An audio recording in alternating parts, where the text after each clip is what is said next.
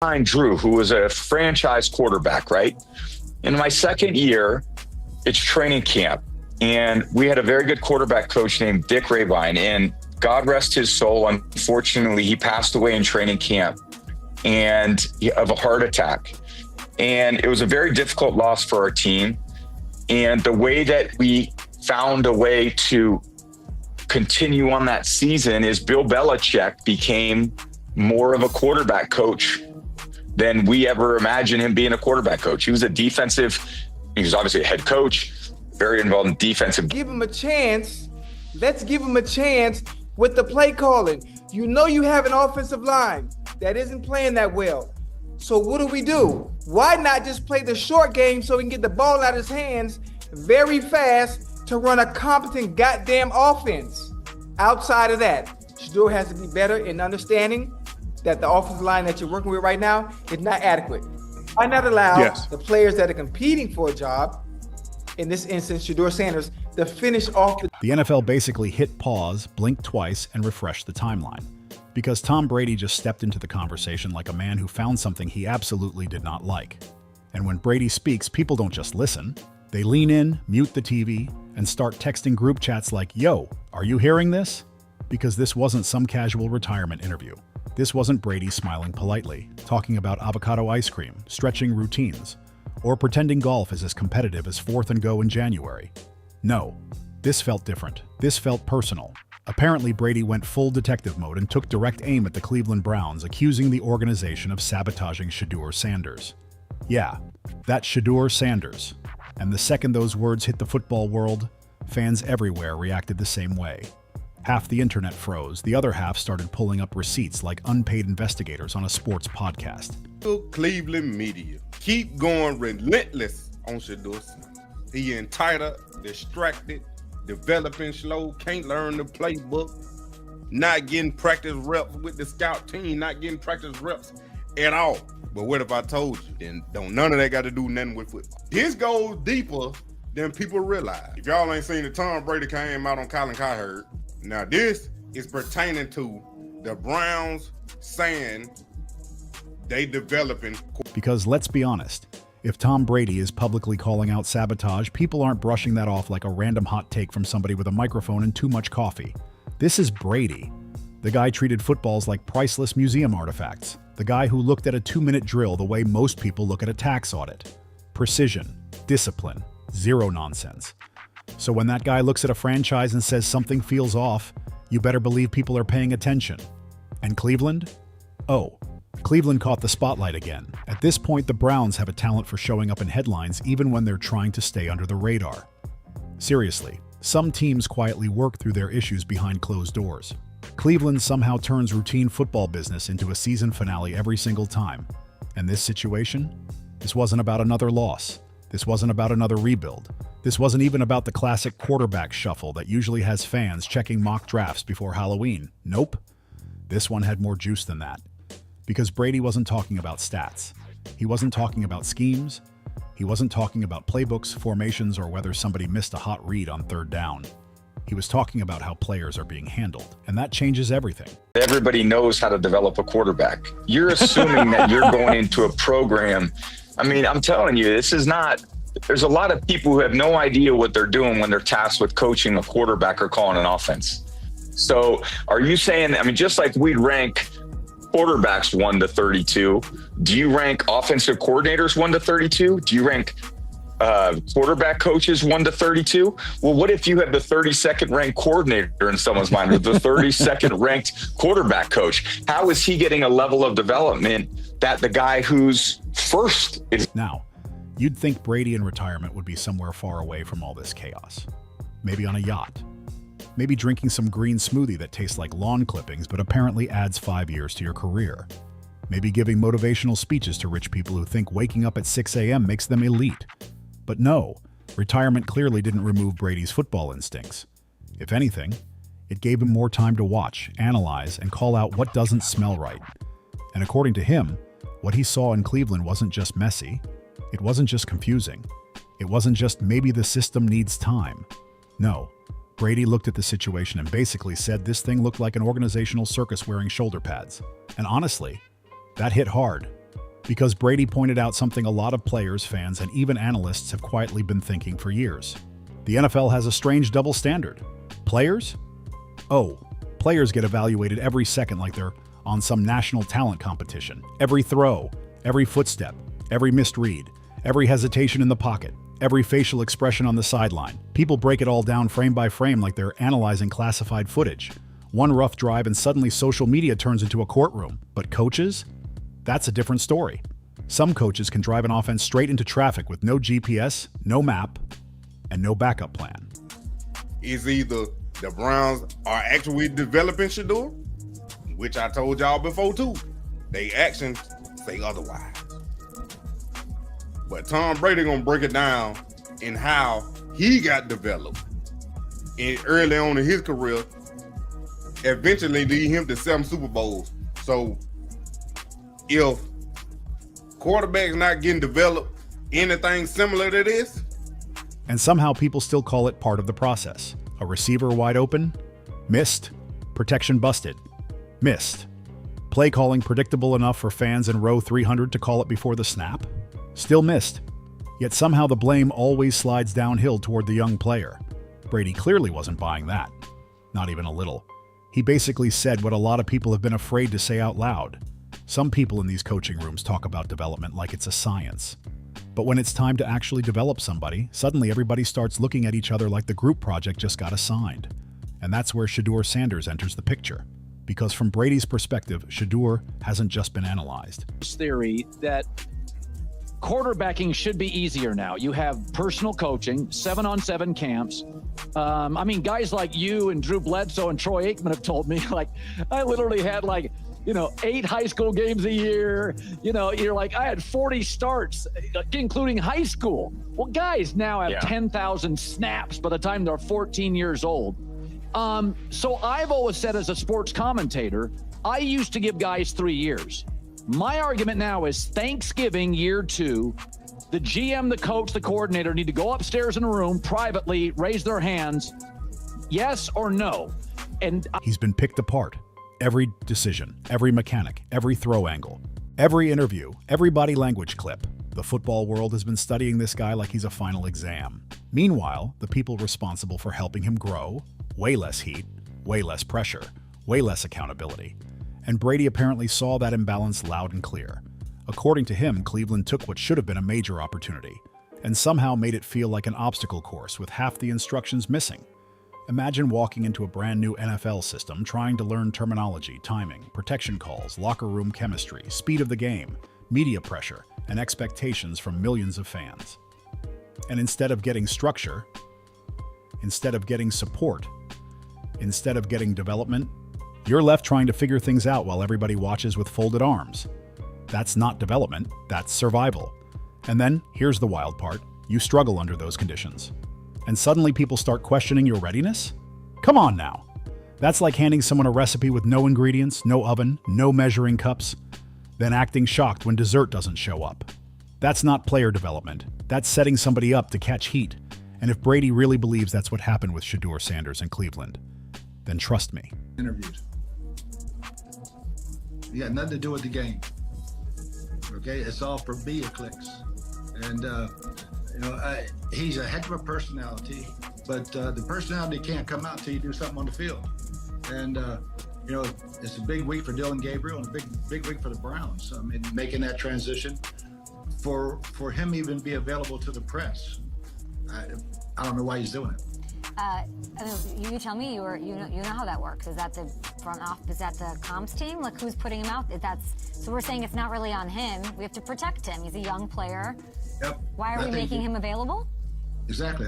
To me, I mean, there's no sense. This story is only getting started. That's the reality Shedeur Sanders has been dealing with right now. And if you thought Tom Brady was going to sit back quietly and let that slide, yeah, not happening. Not this time. Not when one of the sharpest football minds to ever lace up cleats is looking at the situation and seeing red flags popping up like blown coverages on 3rd and long. Because from Brady's perspective, this wasn't just about one player having a tough transition. This wasn't just rookie growing pains. This wasn't just trust the process football talk that teams love throwing around when things start getting uncomfortable. No, Brady saw something deeper. He saw a system that looked polished on the outside. But once you actually pulled back the curtain, it started looking a whole lot less like player development. And a whole lot more like finger-pointing with better branding. And Cleveland? In there with the Wolves, because the real Wolves come during the season. Pittsburgh is coming. Baltimore is coming. The real Wolves is coming. Now, I am praying to God that Shedeur gets an opportunity to show what he can really do. And I think that would be probably the best thing for him. But knowing the Cleveland Browns, they dumbass gonna trade him. Oh, Cleveland's coaching staff has been moving around like none of this lands on them. Like somehow they're just innocent bystanders watching all this unfold from the press box. They evaluate, they grade, they analyze, they critique mechanics, timing, footwork, reads, release points, decision-making, every little detail. They've got clipboards, they've got charts, they've probably got color-coded notes that look very impressive in meetings. But the second somebody asks the obvious question, okay, who actually sat down and developed this guy? Suddenly, silence. Complete silence. The kind of silence where you can practically hear shoulder pads creaking in the hallway. Nobody's stepping up. Nobody's saying, yeah, I put in extra film work with him. Nobody's saying, I stayed late to clean up his reads. Nobody's saying, we built a plan around his strengths. Just crickets. And that's exactly what Brady wasn't buying. Because apparently, from his point of view, the Cleveland Browns' approach to development looks something like this. Here's your helmet. Here's your playbook. Try not to embarrass us. Good luck, champ. And when things get shaky, when timing's off, when confidence dips, when the system looks clunky, suddenly the same people who offered zero support start saying, see, he's not ready. Come on now. That's not development. That's handing somebody a parachute after the plane already left the runway. And Brady saw straight through it. Of course he did. Talk about Shedeur. I've heard ex-NFL coaches. I've heard media members, meaning like beat reporters. I've heard fans talk about Shedeur. And it's funny. I was on with my buddy Bill Ryder today, and I declared myself as Switzerland. And he's like, well, it sounds like you're more, like maybe, I can't remember what he said, but basically that I'm more positive about Shedeur than not. And I was like, well, I think some of my positivity is I look at the kid and I go, skill set wise, I think he has what it takes to be anywhere from the 13th best starting. This is the same guy who built chemistry with receivers people barely talked about, then turned them into names defenses had nightmares about. He knows talent. He knows preparation. He knows what real coaching investment looks like. And maybe more importantly, he knows what fake development looks like too. So when Brady looked at Shedeur Sanders, he didn't see a player who couldn't handle the moment. He saw a player who wasn't being given a real chance to grow. That's a completely different conversation. And honestly, that's where things started getting real awkward. Because once Brady speaks publicly, it's not background noise anymore. It's not some random hot take floating around sports radio. It's Brady. And when Brady calls you out, trust me, even people pretending not to care are definitely checking their phones. So naturally, Cleveland did what organizations usually do when the heat gets uncomfortable. They went into PR mode. You know the script. We believe in competition. We're evaluating talent. Player development remains a priority. Everyone is earning their opportunities. Translation? A lot of polished words. Very little actual clarity. And fans noticed. Because those statements sound great in press conferences. But when your so-called developmental system looks more like organized confusion than organized football, people start asking real questions. And that's where Brady's criticism landed like a linebacker blitz nobody picked up. Ask for, that's what you ask for within the game. If I could go back and do anything, it's always everything in life if you had that chance, but we don't have the luxury to travel back in time. As a kid, I want to go back and do things differently. So overall, of course, you wish you can, but in the battle of the moment, in the heat of the battle, you want to be that alpha, you want to be that dog, you want to be out there in that final 2-minute drive. So, of course, small things, of course, frustrate, but that's what happens, when you want a player to be able to. He basically pointed out something bigger than just one quarterback situation. He called out a culture where accountability always seems to travel downhill. Players mess up once, headlines. Players miss a read, social media clips. Players struggle adjusting, endless debate shows. But coaches? Somehow coaches can run things into absolute chaos and still walk into meetings like everything's under control. Brady practically compared it to a corporate office where the interns get blamed for spelling mistakes, while the managers get bonuses for creating the mess in the first place. And honestly, that comparison hit way too hard, because football fans know exactly what he means. And if you've been watching Cleveland for a while, you've seen it. The inconsistency, the mixed messaging, the constant changing voices. One coach says they're developing a quarterback. Another says they're still evaluating. Another sounds like he just learned the depth chart 5 minutes ago. And somewhere in the middle of all that chaos, the player is supposed to magically improve? How? With what plan? With whose guidance? At this point, some fans are probably wondering if every staff meeting starts with somebody saying, "Okay, what are we pretending the strategy is today?" Because that's what it's starting to feel like. And Brady's point hits so hard because deep down, everybody watching already suspected it. Everybody. Analysts, former players, fans. He makes that call. Why? Because I want the last thing people to see is the mistakes and the sacks that happen and not give him a chance to redeem himself. Because I think probably what would have happened, okay, we can't have Shedeur come in here and finish this 2-minute drive and go down and get a touchdown. We don't want that. And in chat, for those of you who are listening and watching, I'm not making any excuses for him. He played bad. But I can tell you why he played bad. I mean, if you know the game of football and understand the game of football, understand that those that are in there with him during that time, I'm not going to... Even rival teams probably nodded and kept scrolling. Because the truth is, Cleveland's coaching inconsistency hasn't exactly been football's best-kept secret. It's been sitting in plain sight for years, and just when it felt like this whole situation couldn't get any louder. And then, just when you thought this story had already reached maximum chaos, in walked Stephen A. Smith. And if you know Stephen A., you already know this wasn't about to be a calm, balanced, indoor voice discussion. No chance. This is the man who can turn a simple sports debate into primetime theater with one eyebrow raise and a 10-second pause. Some people give opinions. Stephen A. gives events. So the second, Tom Brady dropped those comments about Shedeur Sanders and what was happening in Cleveland, Stephen A. didn't just nod politely and move on. Oh no. He absolutely detonated. And honestly, it looked like he'd been waiting for this moment. Because according to him, he'd been warning people for months that something about Shedeur's situation didn't feel right. Not weeks, not days, months. And when Brady finally said it out loud, Stephen A. basically looked at the football world like, "Now y'all want to listen?" Well, not that wording, but you get the point. His message was simple. This didn't look like opportunity. It didn't look like a clean developmental path. It didn't look like a team investing in a young quarterback's future. To him, it looked like a setup. Like handing somebody the keys to a sports car, right in the middle of a tornado, then standing back with a clipboard saying, "Okay, impress us." I'm going to answer this question by saying Shedeur Sanders. And I'm going to tell you why. I think he's being set up to fail. That's right, I'm going to say it. Okay. Here we are on national television, right? There's been 11 practices, if I remember correctly. He's been starting against, he's been playing against the third unit. He's fourth on the depth chart. And then suddenly you throw him into the start lineup, and he hasn't had any reps with the first team at all. Think about that. So you just gonna throw him to the wolves like that, huh? I mean, you know, if he had first team snaps in practice.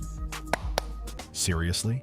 How exactly is somebody supposed to build rhythm like that? How do you develop timing? How do you command a huddle? How do you build chemistry with an offense when half the guys around you are also fighting just to stay on the roster? That's not exactly ideal conditions. That's survival football. That's trying to learn calculus while somebody keeps changing the equations. And Stephen A. wasn't interested in softening any of it. He basically made it clear, you can't ask a quarterback to lead if you never give him anything stable to lead. And then, as if the drama needed even more fuel, in steps Riddick. And if you know Riddick, you know the temperature changes the second he joins the conversation.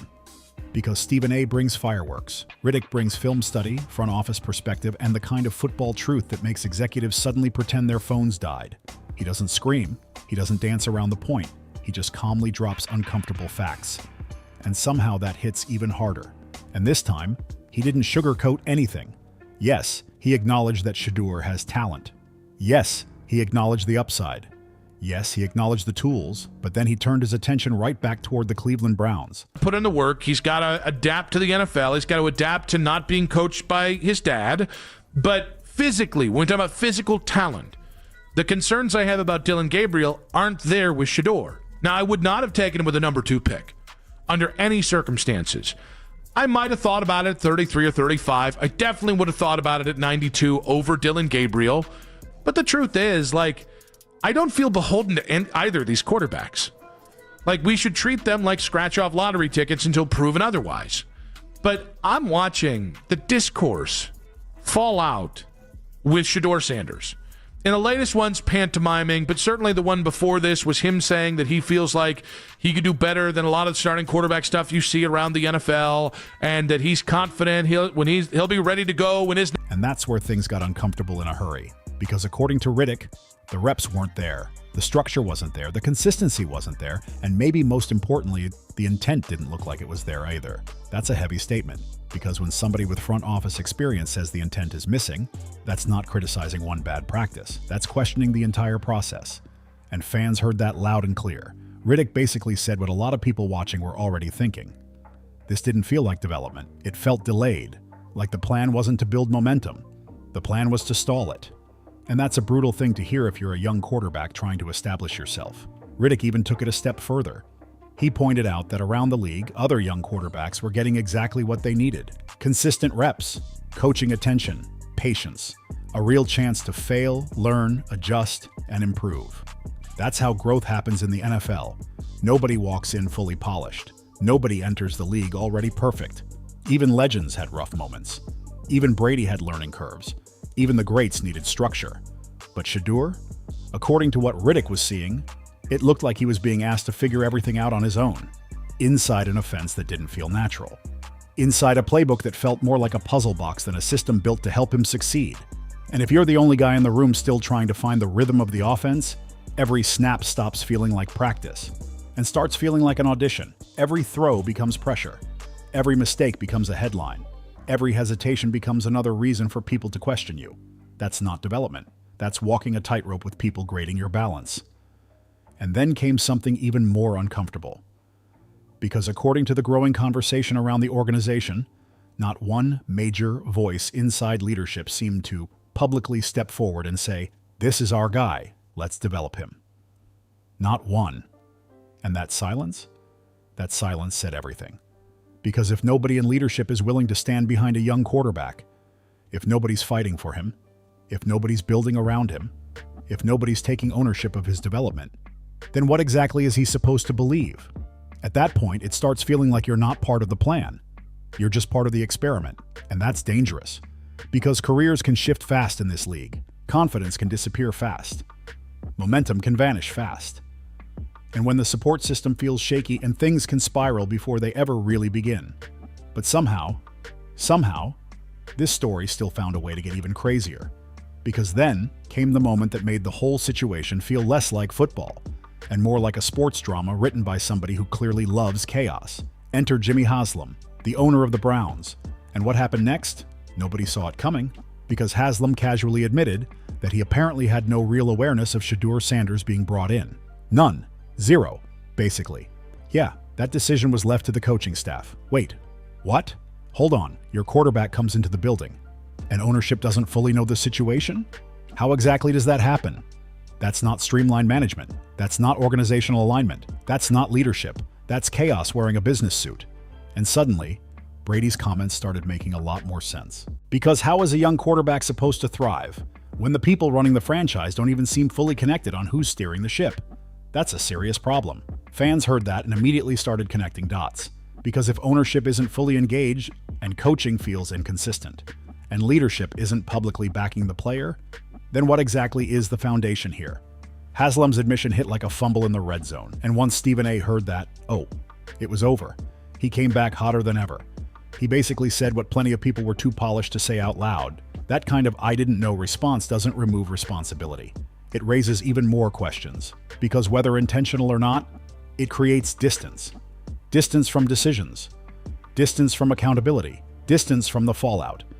And by this point, one thing became crystal clear. Tom Brady wasn't just speaking up for Shedeur Sanders anymore.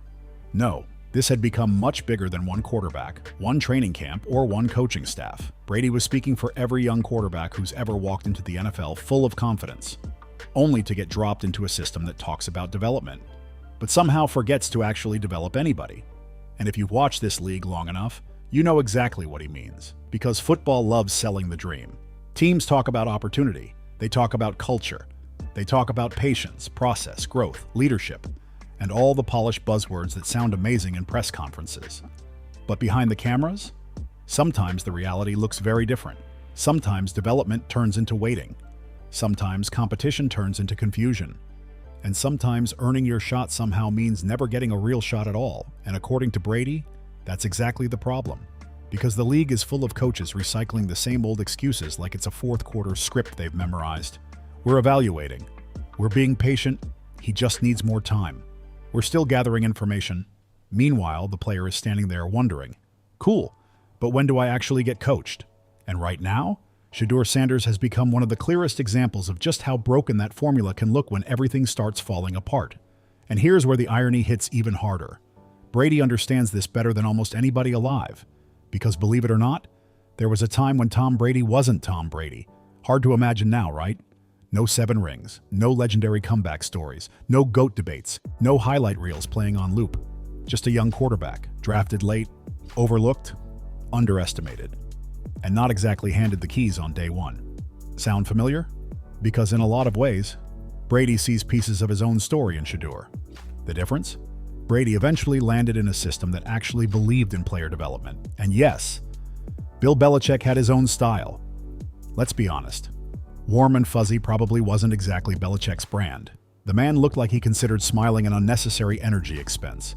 But one thing he absolutely understood: development, structure, preparation, accountability that applied to everybody, not just the rookies, not just the backup quarterbacks, everybody. And Brady knows that without that environment, and his story might have looked very different. No opportunity, no consistent reps, no coaching investment, no patience, no Brady dynasty, no football history, no GOAT conversation. Maybe the world never sees the legend we all know today. And that's exactly why his comments hit so hard. Because he's not speaking from theory. He's living proof that development changes careers. He knows what it looks like when a player gets built up. And he definitely knows what it looks like when a player is being denied that chance. So when he looks at situations like Shedeur's, he's not just reacting emotionally. He's recognizing patterns. And what he sees? Apparently it's a culture where players catch all the blame, while coaches hide behind vocabulary. Buzzwords, meetings, film sessions, statements that sound impressive but somehow solve absolutely nothing. And Brady called out the absurdity of letting underprepared coaching situations decide who deserves opportunity in the first place. That's a serious accusation. Because at that point, football stops feeling like a merit-based system and starts feeling more like an ego contest with headsets and laminated play sheets. Who gets credit? Who gets protected? Who gets blamed? Who gets quietly pushed aside? And that's where Cleveland really started looking uncomfortable. Because here's the funny part. Apparently, the Cleveland Browns thought they could quietly move Shedeur down the line. Reduce visibility, limit attention, shuffle reps, adjust the depth chart. And somehow, nobody would notice? Seriously? This is the NFL. Fans track preseason snaps like stock traders watching the market. People notice who gets first-team reps. People notice body language. People notice who gets extra throws after practice. People notice everything. And Cleveland thought this was just going to slide by unnoticed? That might have worked. Until Brady opened his mouth. Because the second Brady spoke, everything changed. Suddenly what looked like routine roster management started looking a lot more suspicious, started raising a lot more questions, started making fans wonder, wait, was there actually a plan here? And honestly, there's something almost poetic about the whole thing. Brady, the guy who built his career inside structure, inside discipline, inside systems built to maximize players, now standing outside the game, calling out organizations that refuse to build those same systems for the next generation. It's like a retired professor walking back into the classroom, looking around, and realizing students are still being taught the same broken material he spent his career proving was outdated. Only this isn't a classroom. This is the NFL. This is millions of dollars. This is locker room credibility. This is media pressure. This is careers being shaped or stalled every single day. And let's not pretend Shedeur Sanders is just another random name on a scouting sheet. Not even close. The guy has pedigree. He has talent. He has confidence. He has presence. He has that quarterback swagger that makes teammates pay attention the second he walks into a huddle. Some players just show up. Shedeur walks in like he belongs there, and that matters. He's not just trying to play football, he's trying to establish himself in one of the hardest positions in sports. And while all this chaos unfolds, let's be honest, the coaching staff will probably keep moving forward. There'll be press conferences, prepared statements, lots of phrases like, "We're adjusting," "We're learning," "Growth takes time," "We believe in the process." Same script, same tone, same polished football language. Meanwhile, Shedeur may be the one left rebuilding confidence, rebuilding momentum, rebuilding trust in the process. While the same people making the decisions keep cashing checks and talking strategy. And accountability? At times, it can feel like it's vanished completely. That's why Brady's message hit so hard. Because underneath all the headlines, underneath all the debates, underneath all the drama, and maybe that's the biggest point Tom Brady was trying to make this entire time. If you're going to judge players like professionals, then maybe, just maybe, it's time coaches get judged by the exact same standard. Seems fair, right? Because players don't get grace in this league. One bad game, headlines. One rough quarter, debates. One missed read, social media turns into a courtroom before the fourth quarter is even over. Quarterbacks lose jobs, receivers lose trust. Careers can shift in a single Sunday. But coaches? Somehow coaches can oversee confusion, mixed messaging, stalled development, and broken systems, and still walk into Monday meetings like everything's under control. That's the part Brady clearly wasn't willing to ignore. Because wearing team gear and carrying a headset doesn't automatically make somebody great at developing talent. Showing up isn't the job. The results are the job. Can you prepare your players? Can you build confidence? Can you teach growth? Can you identify strengths and actually design systems around them? Or are you just giving motivational speeches and hoping raw talent fixes your mistakes? That's the real question. Because at the end of the day, a quarterback's success isn't just about arm strength. It isn't just about mechanics. It isn't just about football IQ. It's about environment too, maybe even more than people want to admit. Put a talented quarterback in the right system, with real coaching, with patience, with structure, with leadership, and suddenly people start talking about breakout seasons. Put that same quarterback in chaos, in mixed messaging, in unclear expectations, in rooms where nobody's fully invested, and suddenly people start asking what went wrong. That's not coincidence, that's football reality. And ever since Brady spoke up, the ripple effect has already started. Analysts are talking, former players are talking, fans are talking, group chats are going crazy, sports shows are lighting up. And the conversation isn't just about Shedeur Sanders anymore. Now people are questioning the whole system. Because let's be honest, how does a player lose his job after one rough game? But a coach can oversee years of stalled development, multiple careers, like broken systems, and somehow still land an extension? How does that make sense? Seriously, that imbalance has been sitting in plain sight for years, and Brady didn't create that conversation. He just turned the stadium lights on so nobody could ignore it anymore. That's why when Brady speaks, it's not gossip. It's not drama. It's not some retired legend looking for headlines. It's a warning shot, a loud one. Because what Brady is really saying, what players have quietly been saying for years, is something the league doesn't always want to hear. Coaching might be the biggest unmeasured variable in all of football. You can have talent, you can have mechanics, you can have confidence, you can have leadership, you can have all the tools in the world, but if the people responsible for developing you don't actually believe in you, if they don't invest in you, if they don't put you in positions to succeed, then your career can start falling apart before your first real opportunity even arrives. That's brutal, but that's real. And honestly, if Brady hadn't spoken up, this whole situation might have quietly disappeared into off-season headlines. A few rumors, a few interviews, a few training camp notes, and then everybody moves on to the next story. That's usually how it goes, but not this time, not anymore.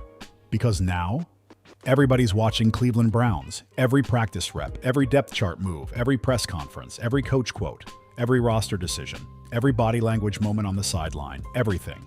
And when the GOAT calls you out, you don't get to quietly move on like nothing happened. That spotlight doesn't go away easily. And honestly, there's something almost poetic about all of this. Because underneath all the headlines, underneath all the debates, underneath all the media noise, this story isn't really just about one quarterback. It's about a league that still hasn't fully figured out how to protect its future. A system where politics can sometimes outweigh progress. where loyalty can sometimes outrun logic, where image can sometimes matter more than development. And that's dangerous for the next generation of players, because sometimes the biggest battles in football aren't happening under stadium lights.